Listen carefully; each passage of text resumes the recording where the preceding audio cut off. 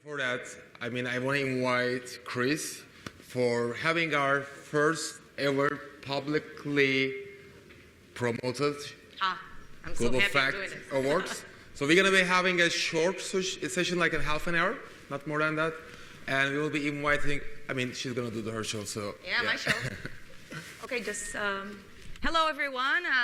For those who I don't know yet, I'm Chris. He's my boss. Actually, you are my boss. We are trying to make the Global Fact Award like a super cool thing and to promote your work worldwide, to get many people to know the best things you're doing. When you registered to be here, you had the chance to decide and to suggest one very cool piece of fact-checking that you saw the last, 12 months? And in 3 categories. So we have most bizarre claim that was fact-checked by one of us. Best correction achieved, which is very cool, and I love that category. And also best format, like super creative format, right?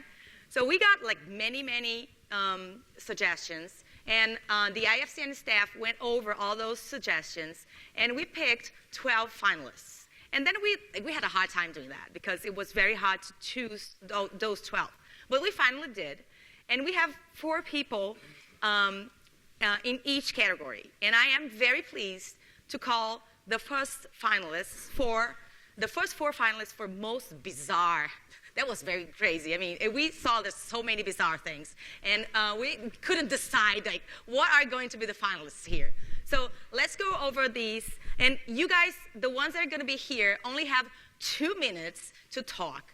And I will be very strong on that 2 minutes. And I'm going to be just like Alexis in Buenos Aires. You remember that alarm going bing, bing, bing, bing, bing, those who were there? Yeah. So please I'll come up here. The first one, Pablo from Colombia, Czech. Come on. Can I have the mic?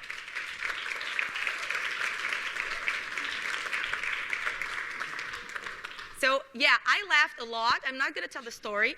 Pablo is going to say what's wrong with Jesus from Netflix. Is it on? Is Hello? the mic on? Oh, Yeah? okay. Okay, good. Go ahead. I'm Pablo Medina from Colombia, Czech, and we mostly do political fact-checking, but sometimes we do fact-checks like this. Someone was sharing on Twitter on Colombia this picture that looks kind of like a national registry for someone who apparently was baptized Netflix de Jesus. And the thing is, in Colombia, there's no restriction for names, so that seems very plausible, because why not? There's people called like Usarmi, because they're called after a boat that they saw in the ocean one time, so they saw U.S. Army, and then they said, oh, it's called the kid Usarmi or something. We also have a professional footballer. He's a very good striker, actually. His name is Stalin Mota. So there's names for everything in Colombia.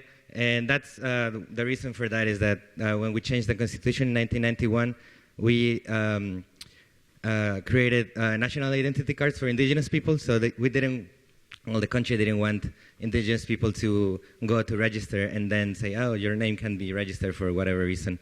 So Netflix de Jesus is a valid name. But we asked the registrar's office of the country and asked them did this happen. And when I asked the press person, she said, not this again.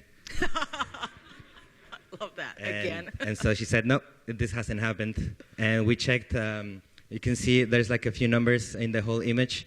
You can go on the website and see if that actually exists. And I checked myself first to see if it worked, and I exist, thankfully. But Netflix de Jesus doesn't exist.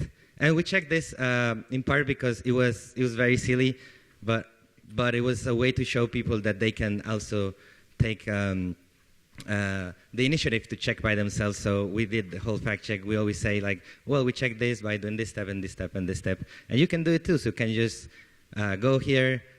We have like a link to say you can just go here, put the number, and check it yourself. And, no, we didn't write this, but, stop asking us these stupid questions. But Yeah, So you not can yet. fact Netflix, yourself. the Jesus doesn't exist yet. Yes, you're shutting me up now. Yeah, I'm shutting it down. Good. Okay. Thank you, Paulo.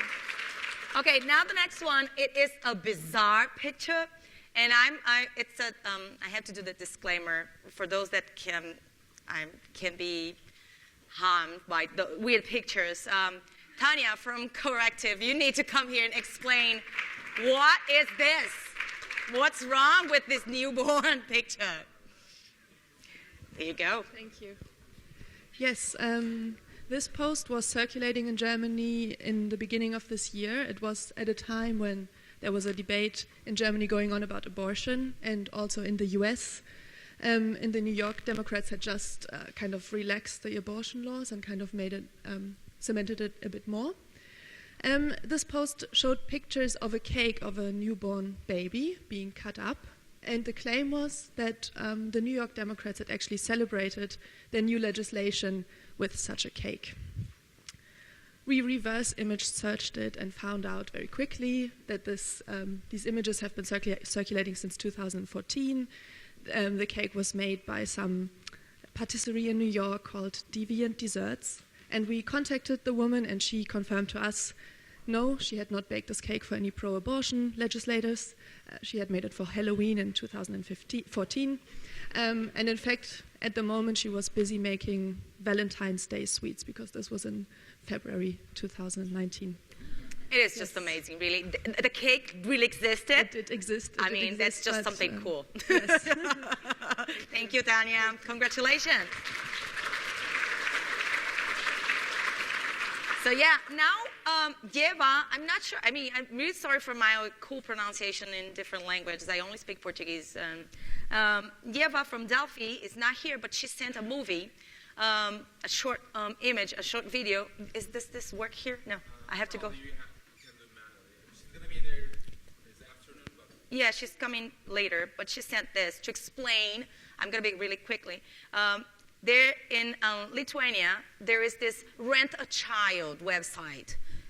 In case you don't have a child, you could go online and get one. And this is how she's explaining this. Do we have the audio? Yeah. Don't have kids? That's not a problem. We have a few. Rent a child and experience parenthood in a new way. Sounds like a prank gone wrong, right? Oh, wait. It actually was. Wait, I'm getting this here. It's not up there. How come?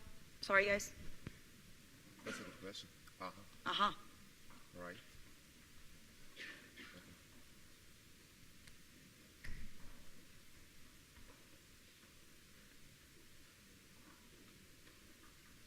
Yeah, now.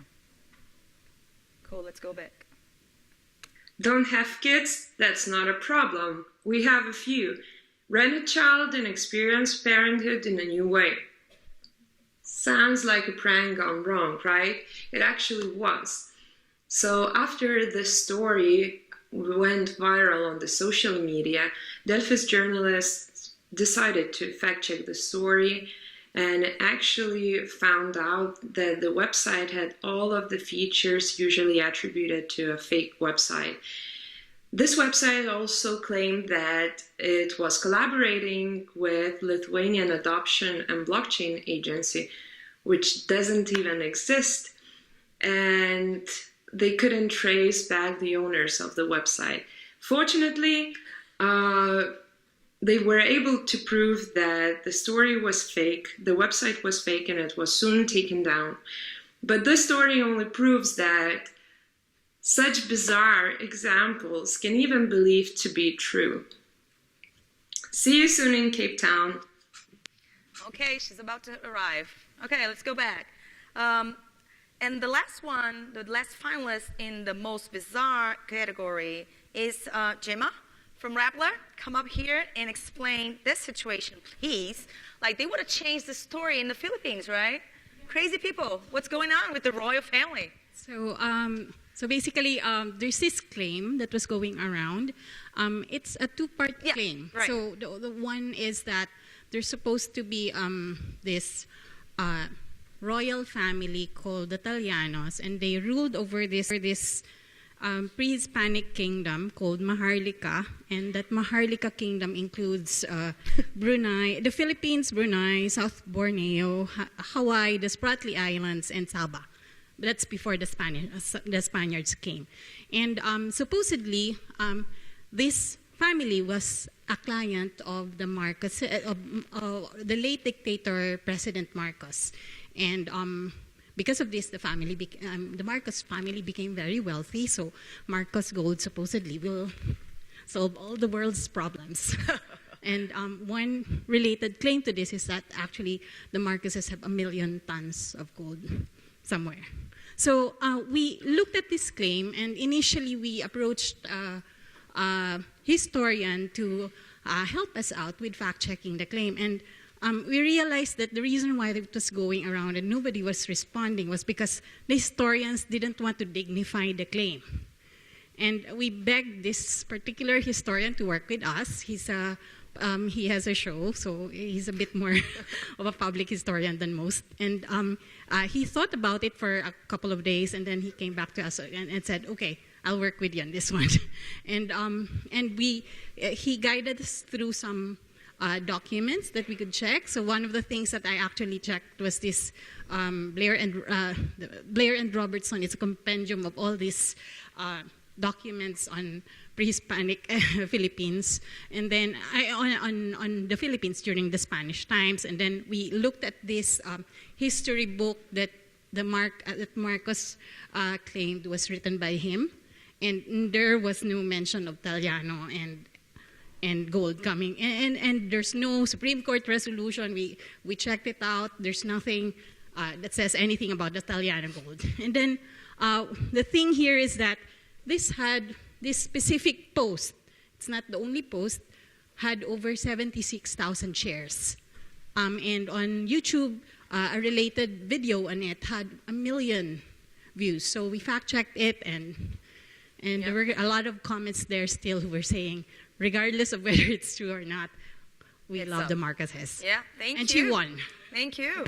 So just to give you an idea, yeah, congratulations. Just to keep that idea, I mean, all of the 4 finalists had millions of shares. All these stories, they are out there, and even though they have been fact-checked, I mean, it is a story that people did believe, and that's why fact-checkers need to keep working. Let's just jump to another category then. Now, most creative format. That was a really tough category too. We got many nominations, and well, here we were going to get a video from BBC Africa Eye, but we didn't yet. So, well, I'm just going to explain this. I don't know if you guys had time to go online at pointer.org/IFCN. There's an article. You can cast your vote. We started the voting process last week, so we have over 300 votes already. And there's all the articles and all the URLs are there. You can get in each one of them and read it through. And what happens here is that I'm going to explain this quite quickly. A BBC Africa Eye gets a video, a very, very hard video. Be careful when you watch it because it is very tough. You see a video of 2 women with kids getting shot in the head. And the caption says that is in an African country. Like, yeah, we know that Africa is not a country, but yeah, and people go, and what do these people do? They try to fact check where that happened, who killed this woman, and they finally managed to do so by analyzing the landscape using Google Earth, using as many tools as you can imagine. It ends up being a Twitter thread and also a very cool video that is one frame out of the video. And they finally get to discover that it was in Cameroon, and they even discovered who were the 2 men that actually shot the woman, because they were using such guns, they were using such uniforms, and they did it all by fact-checking, just using the videos and the techniques that any one of us can use. It's a very, very good candidate. Now we can bring up observers. Which is it? Alexander? Alexandre? Sorry, how do you it's Alexandre? Oh, there you go. Alexandre. So you have to explain, do you speak Arabic? No. No, you don't. So tell us, what's going on in Carrefour? Well, first of all, I want to say that I was very happy when we heard we were nominated. But then I saw that the BBC was nominated as well, so I want to thank them for their victory because that was an amazing work. Well, here, with Info One Talks, that's the name of the show, we are doing weekly a 3-minute show about a piece of misinformation on the internet. And here we focused on a picture posted by that man, Malik Milka. His name is Abdel Malik. Well, he posted that picture saying actually that was a guy from an employee at the supermarket, French supermarket Carrefour, that the employee were wearing like uniform, and it's written in Arabic, "Can I help you?" So I let you imagine how right-wing people reacted to that. They were like thinking, how can this employee of Carrefour wear such a T-shirt with an Arabic thing written on? So actually, it was a joke at the beginning. It was a joke from that guy because the picture was actually taken in Morocco, not in France. But so, as I told, some people were very angry about that. But that example was interesting because we learned two things. First of all, that people comment and like before understanding really what is the picture about. And then second, that guy who made the joke at the beginning, he totally lost control of his picture and of that tweet. And lots of people took that picture to take it as an example of the great replacement in France. So, yeah, Info One Talks is all about all of that. It's about media literacy. And we try to give people like tips how to debunk themselves a piece of misinformation. And last but not least, I want to say a big thank you to lots of people here in the audience because I had the chance to talk to lots of you guys.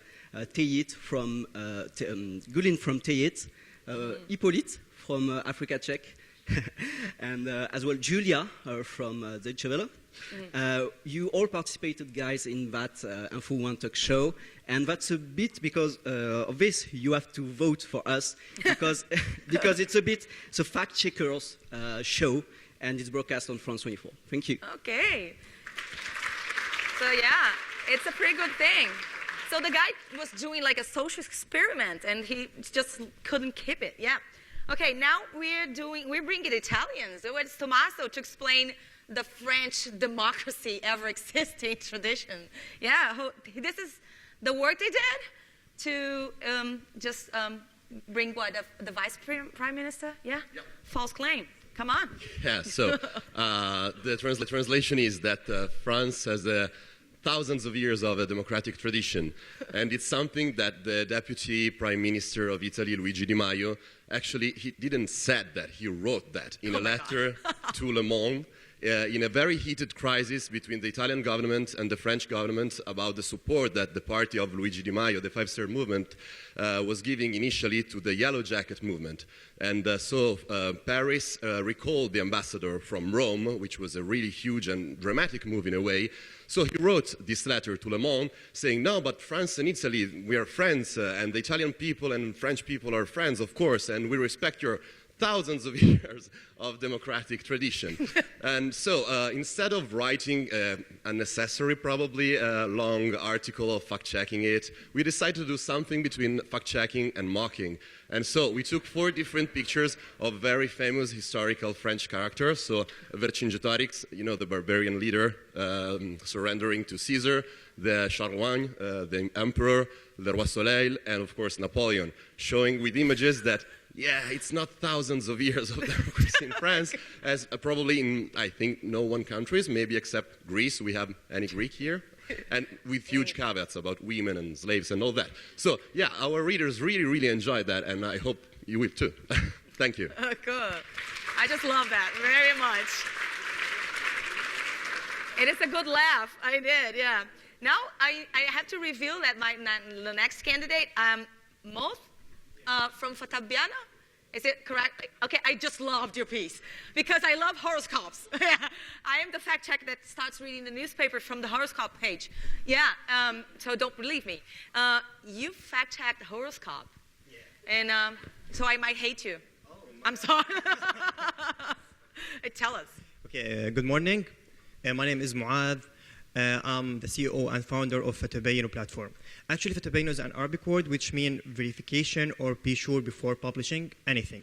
According to the NFDM, they found that the Arab board spend more than $5 billion every year on myths, rumors, and fake news, while in the Arab board, we spent less than $1.7 billion on scientific research in each year. So, moreover, according to the AFP questionnaire, it's very fresh questionnaire. They found that the most nation in the world who believe in fake news is the Egyptian nation. Moreover, in the National Arabic Book Day, they found the best-selling book in that day was a book in astrology. Oh my God. Oh my God.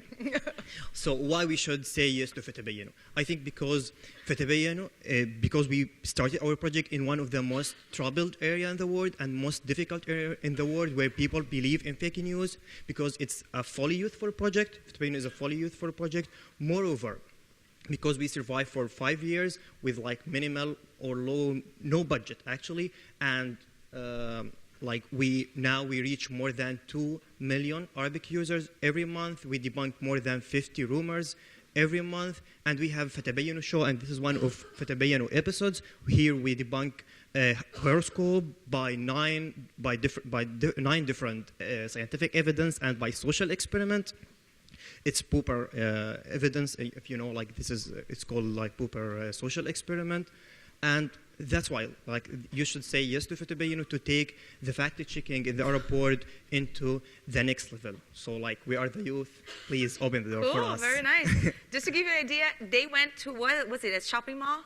Is it shopping? Yeah, we're going to shopping mall. Yeah. And we make a questionnaire for people it was a fake social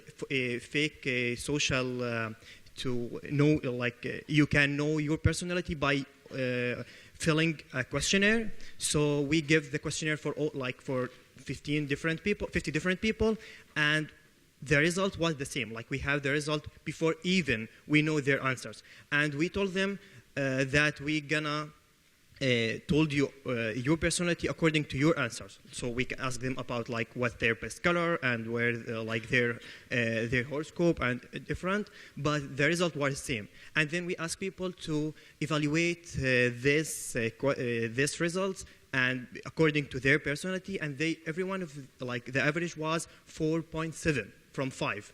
They say it's me, it's exactly you, describe me exactly. Amazing. And we use the same way that Yeah. uses in astrology, you giving a general words, you are an incredible person, or you sacrifice a lot for people you love, or giving two different opposite statement in the same word, you are very angry person, but in some time you are very quiet. So if he quiet, you're gonna be saying, yeah, that's me. And if he's think he is very angry person, he said, yeah, also it's me. Yeah. So we use the same.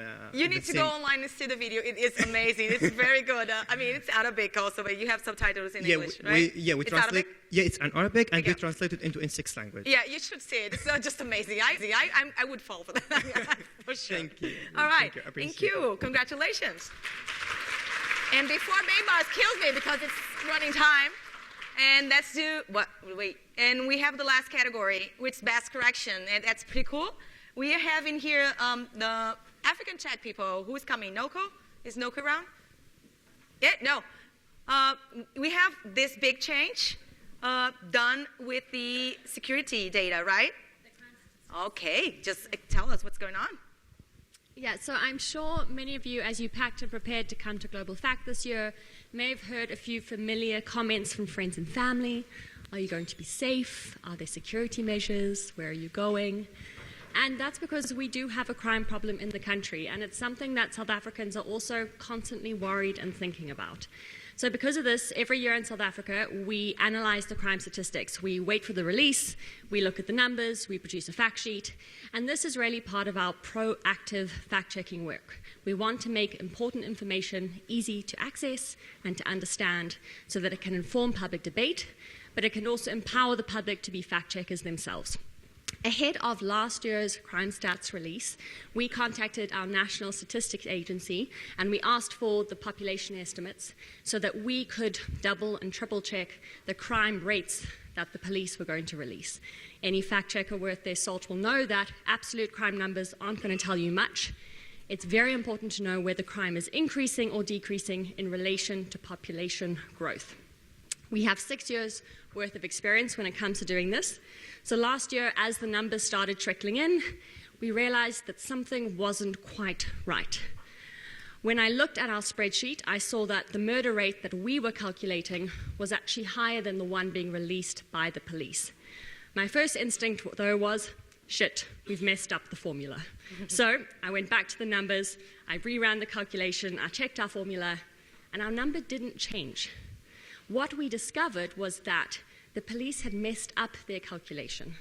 Their numbers suggested that the increases in crime rates were much lower than they actually were. It painted a better picture. When it came to the decreases in crime rates, their numbers showed much bigger decreases, when actually the drops were a bit shallower. At first, the police were incredulous. There may have been a few shouting matches with me on the receiving end with their communications officials.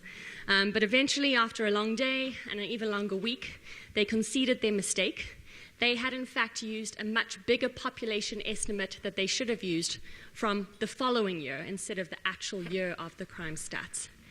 They conceded their mistake, and not only that, they then did a public revision. They pulled down the crime stats, they redid the numbers, and they put up the correct numbers that we had in fact calculated.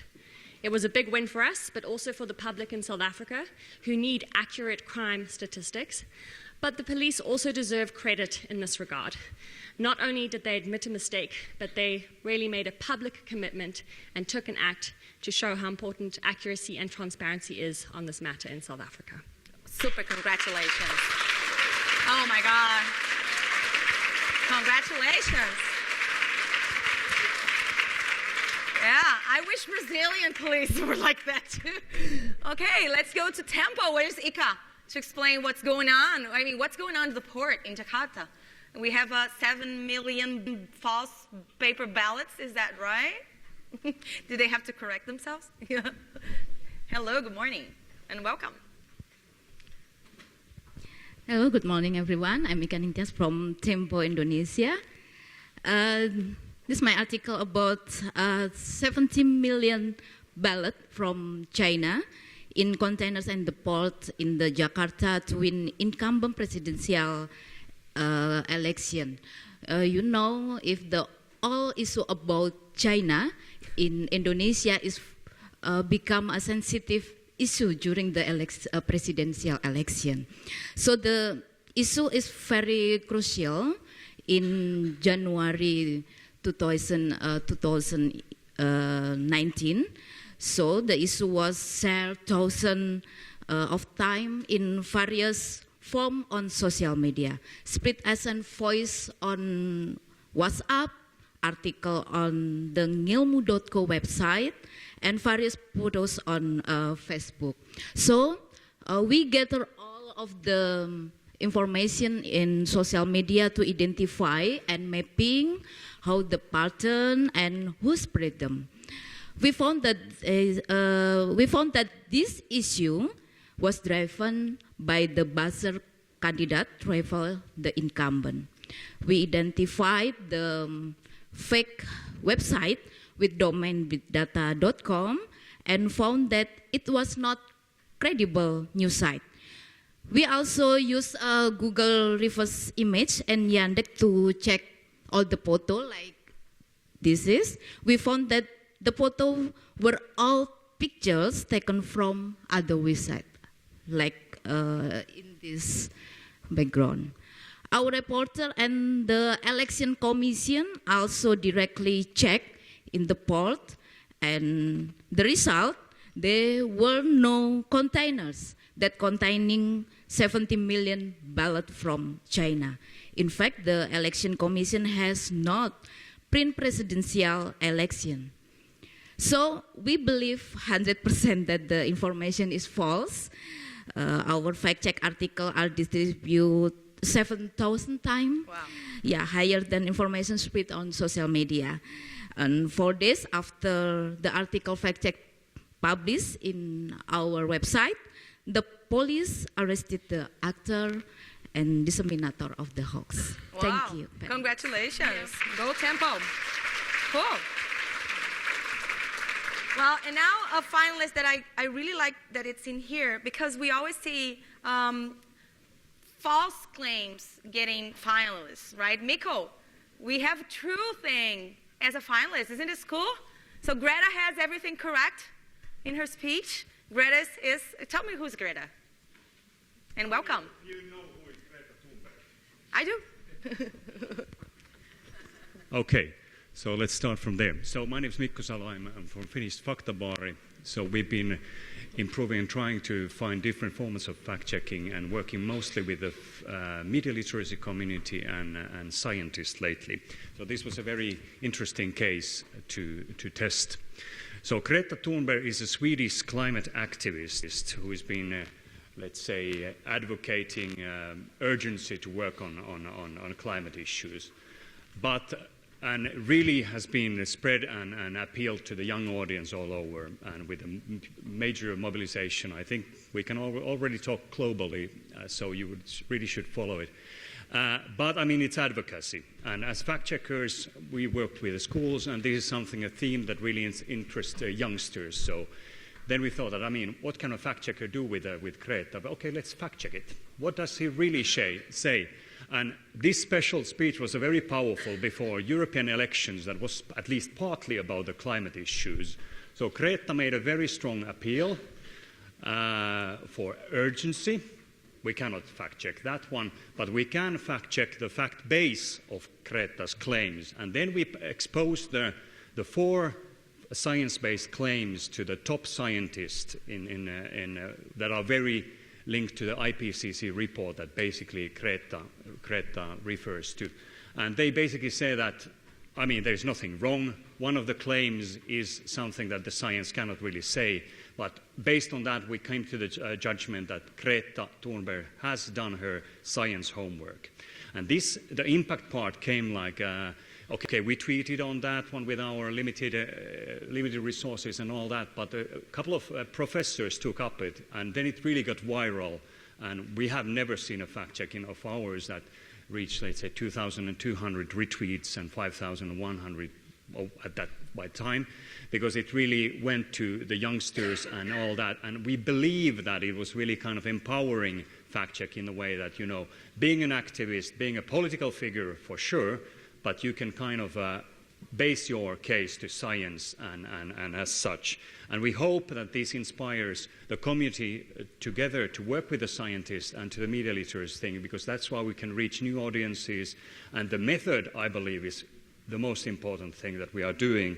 And next to this type of cases, we've been able to teach the fact-checking method and the mindset in the schools. So if you vote for this one, vote for the cooperation with the media literacy and the scientists and empowerment of the youth, working in the medias that we are only learning little by little. Cool. Congratulations, Miko. I just love the fact that we have a true finalist. It's not just only false claims on there. And then the last one, but not least important, it's Eugene from factcheck.org with cool information. What's up with the mega donors and Facebook? Is it right? Hey, welcome. Hi, Eugene Kiley at factcheck.org. This one is a good example of what can happen with the cooperation of Facebook. What happened here is that as a partner with Facebook in this initiative to ferret out fake news, we did this story that carried this headline, Facebook will give Koch brothers unprecedented access to our personal information. And it was based on Well, first of all, it came from an organization called GritPost, a website that called itself Real News for the Working Class. This was not real news. So here's what the facts are briefly. So the Charles Koch Foundation was one of several nonprofits that had funded a research project on Facebook's impact on elections and democracy. The nonprofits involved were a mix of progressive and liberal and nonpartisan groups, including the Democracy Fund and the Hewlett Foundation. But GritPost focused on the Koch brothers because they're the boogeymen for the left. They provide a lot of funding for conservative causes. The Hewlett Foundation, a reporter called them because they were behind this coordination of this research project. And they told us that the story was false. The funders will not have access to the data. There's an online FAQ that said the research project the funders are supporting an independent process and an independent research and will not have access to the data. So our reporter initially tried to call GritPost, didn't get a response. We posted our story. 2 days later, we received an email that said, after further review by our editorial team, we have chosen to retract the story, saying it didn't meet our editorial standards. The website took down the story and apologized to a reader. The correction that they posted was also very powerful. We apologize for any potential confusion to our reader. GritPost strives to be as factual and as accurate as possible in its reporting. And this is how it's supposed to work. You know, Facebook flags a suspect story, we write about it, we post it, and quick action is taken. And in this case, the story really died after this. It was initially retweeted by a prominent liberal Democratic congresswoman, but then we just didn't hear anything of this after. And usually with fake news, it continues to have this endless tail, so we keep hearing about it, but not in this case. Cool. That's a great job. Congratulations. So yeah. So you have to vote. Like you had to vote like from last week, but in case you didn't vote yet, and now you have everybody talking and you know details about every project. That is, I'm not sure you can read it quite well. It's POY.NU 2WZTSND. Okay, I can help you with that later. We can put it big. Leave that on the screen. Yeah, we can leave it on the screen. With this a coffee break right now? Finally, we okay, have the coffee break. We have the coffee break. Please vote. Yeah, and I'm not gonna say who I'm voting for. All right. Okay, thank you for those finalists. All right, thanks so much.